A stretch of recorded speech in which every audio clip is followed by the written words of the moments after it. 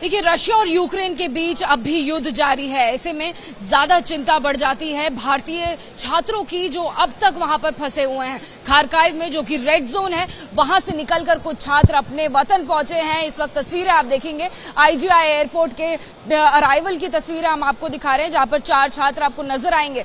खारकीव जो कि red zone area है, वहां से निकलकर वो अपने वतन अब वापस पहुंच गए हैं। और आइए उनसे बात करते हैं, जानते हैं कि इन मुश्किल हालातों में किस तरीके से वो वहां से निकले, कैसा रहा उनका वो पूरा भयावह सफर।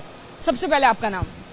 मैम, मेरा नाम प्रतीक पाटीदार है। मैं खरगोन का रहने वाला हूँ। जब हम लोग खरकीव से बॉम्ब ब्लास्टिंग वगैरह चालू हुई थी तो हम लोग एकदम डर गए थे। पूरा टाइम हॉस्टल के बंकर्स में रहना पड़ता था, खाना वाना खत्म हो गया था, नल का पानी पीना पड़ता था। उसके बाद जब फिर वॉर की सिचुएशन बहुत वर्स्ट होने लगी तो हम लोगों ने सोचा कि अब यहाँ से निकलना पड़ेगा, क्योंकि वहाँ से हम लोगों को इंटरनल सपोर्ट उतना नहीं मिला।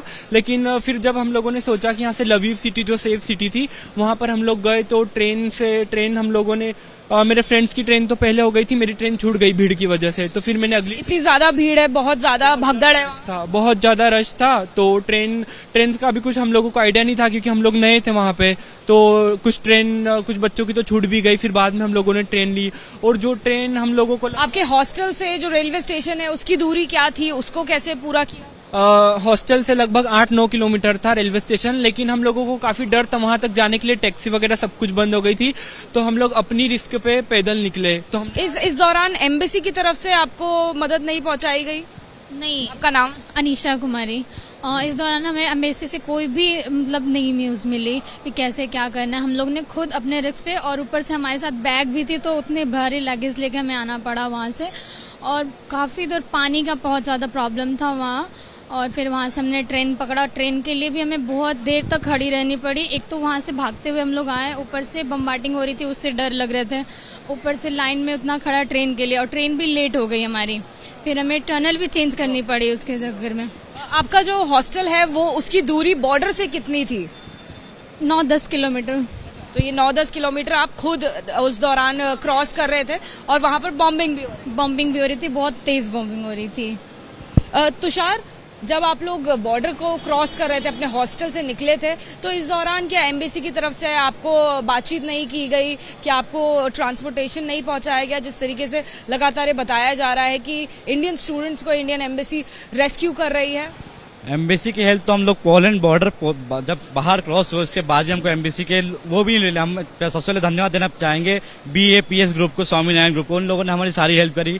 उन लोगों ने बस की व्यवस्था करवाई, हमें रहने की, खाने की, हर चीज की व्यवस्था करवाई। हम लोग पोलैंड बॉर्डर पे -3 डिग्री टेम्परेचर पे कम से कम 8 से 10 घंटे बॉर्डर पे बैठे रहे, क्रॉस किया। उसके बाद हमें BAPS का हम बहुत आपके चैनल के माध्यम से धन्यवाद देना चाहते हैं, उन्होंने हमारी मदद करी थी सारी।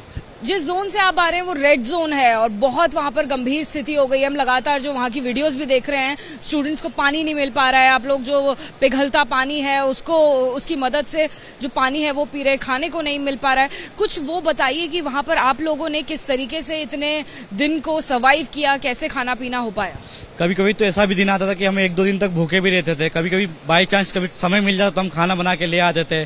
सब लोगों को थोड़ा मतलब जो लोग 8 रोटियां तो उनको 2-2, 1-2 रोटी खिला के हम सब मतलब बांट शेयर करके मतलब कर रहे थे, टाइम पास कर रहे थे खाने का। हाँ, सबकी मदद कर रहे थे। क्योंकि क्या होता है कि कुछ बच्चे नहीं जा पाते, कुछ हम लोग पहुंच जाते थे। लड़कियां जैसे बाइक नहीं पहुंच जाती थे, हम लड़के सारे पहुंच जाते थे। हम खाना बना के लाते थे, पानी वगैरह सारी व्यवस्था करके हम लेके आते थे, और सब मतलब एकजुट होकर काम कर रहे थे हम लोग।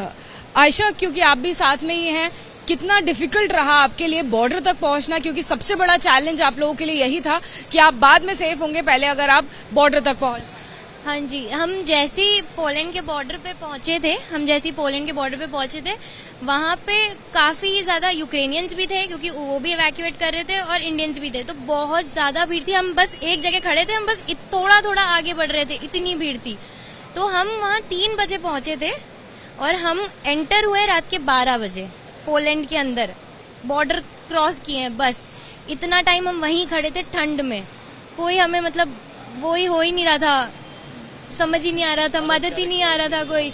इतनी भीड़, इतना ज्यादा रश और डर इतना ज्यादा। सबको अंदर जाना है, सबको बचना है, कोई था ही नहीं। इस दौरान क्योंकि जो सभी खबरें हैं यूक्रेन की, छात्रों की, वो लगातार हम लोग टीवी पर देख रहे थे, दिखा रहे थे, हम लोग लगातार रिपोर्टिंग भी कर रहे थे, तो ऐसे में आपके जो परिजन हैं, आपके पेरेंट्स हैं, उनको भी बहुत ज्यादा चिंता हो रही होगी। क्या आपका राब्ता था घर पर या पूरी तरीके से राब्ता टूट गया था?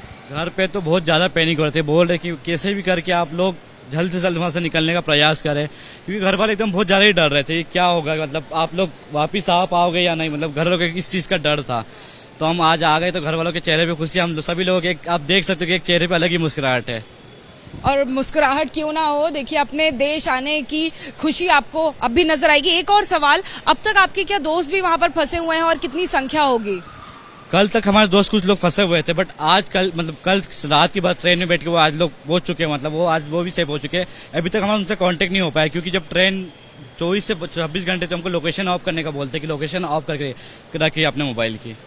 हाँ। नेट सारा कुछ ऑफ करके चलना पड़ता है, क्योंकि कुछ इन लोग मिसाइल्स जब गिराते हैं तो कुछ उसमें लोकेशंस होते हैं, वो लोकेशन ट्रैक करते हैं, इस वजह से हमें सारा नेट वगैरह ऑफ करनी पड़ती है, एरोप्लेन मोड पर डालने पड़े।